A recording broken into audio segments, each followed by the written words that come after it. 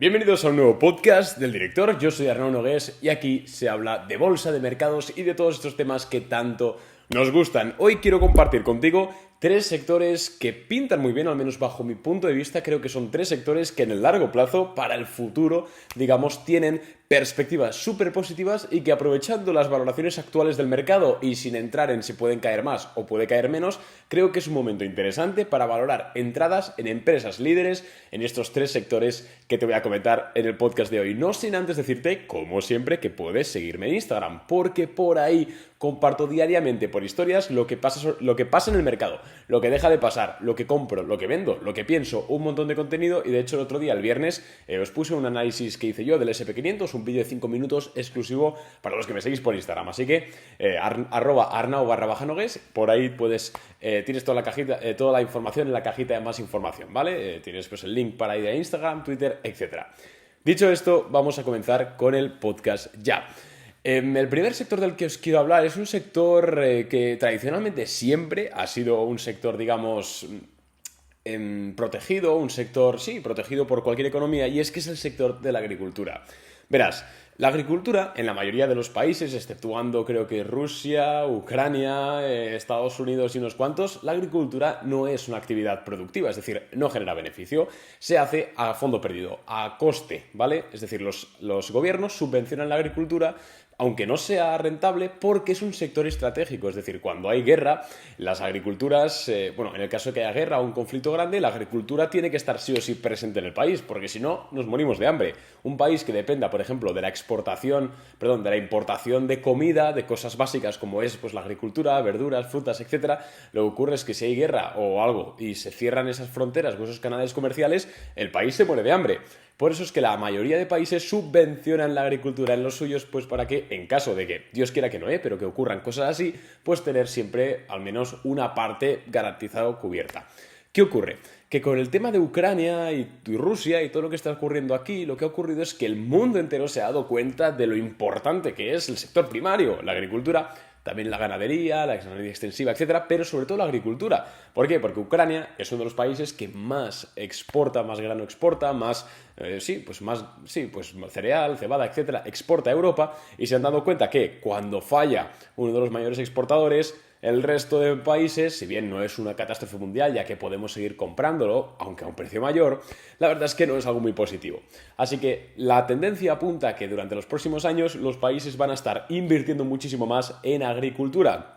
Van a estar subvencionando más a sus agricultores, y estos agricultores, al percibir más subvenciones y más dinero, van a invertir más en sus plantaciones, ya sea a nivel de, pesticidas se llaman, ahora no me sale el nombre en castellano, pues para sulfatar, los productos químicos que se echan a las tierras para que, para conseguir erradicar plagas o para conseguir optimizar ciertos desarrollos, etcétera. También las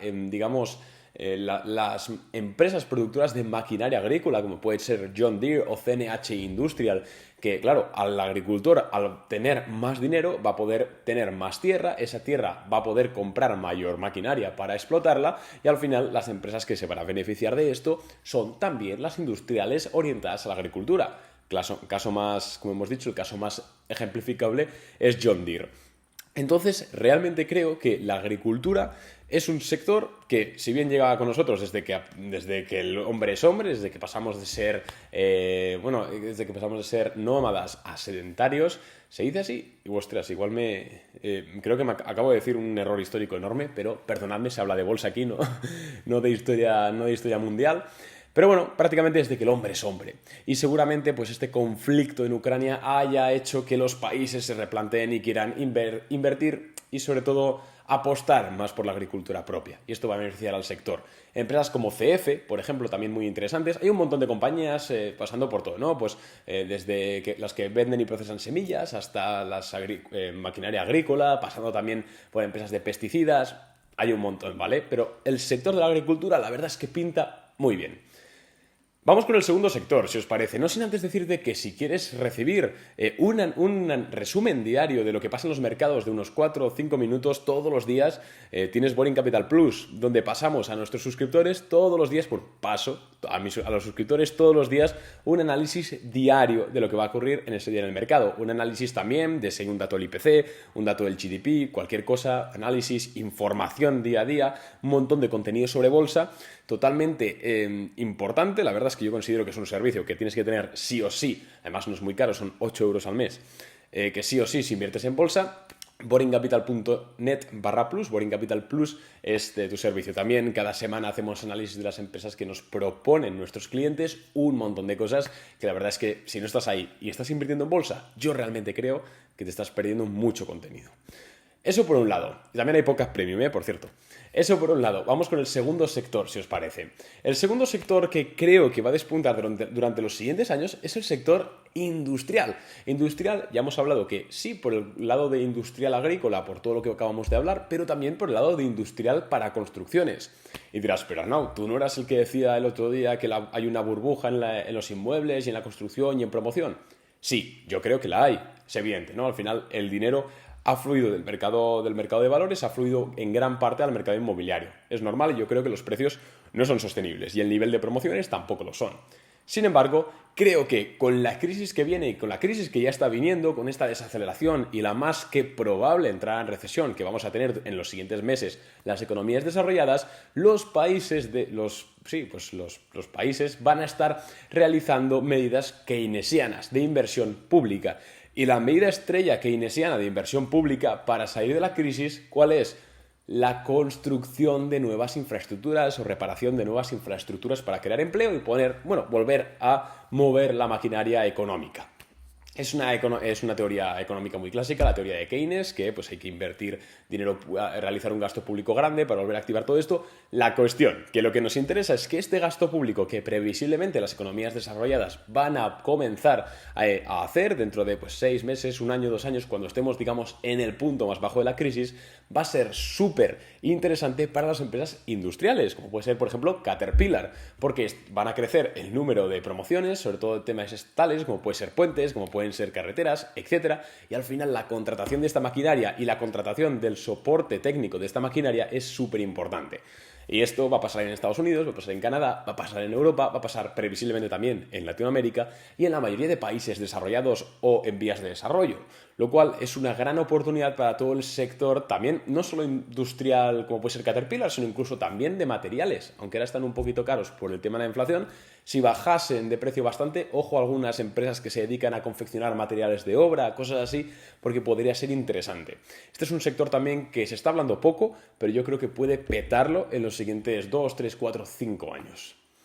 Y vamos con el último sector que creo que va a hacerlo muy bien durante los siguientes años, o que al menos es interesante apostar, y es el sector de la tecnología. Me vais a matar, vais a decir, Arnau, pero uy, qué novedad, la tecnología, wow.